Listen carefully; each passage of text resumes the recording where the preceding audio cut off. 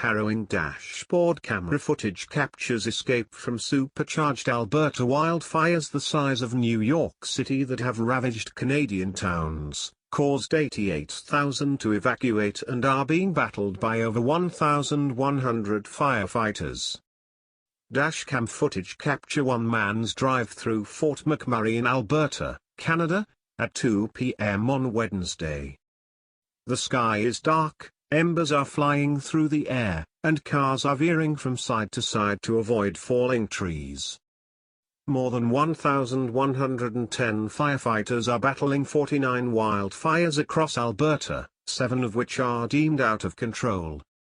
At least 88,000 people have been evacuated and more than 1,600 homes have been torched in Fort McMurray.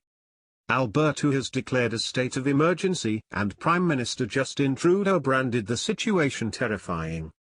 Incredible dashcam footage has captured a man's terrifying drive through the supercharged wildfires tearing through Alberta, Canada, which have forced 88,000 people to evacuate their homes.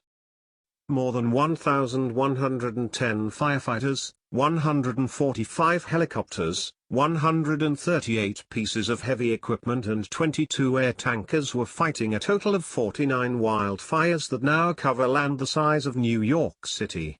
7 of the blazes are deemed out of control.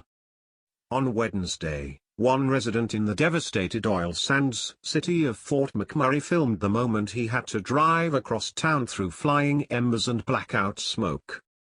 Cars can be seen veering from lane to lane to avoid the flames as gusts of wind threaten to push burning trees over. Though it was filmed at 2 p.m., the sky is as dark as night. Thank you for watching.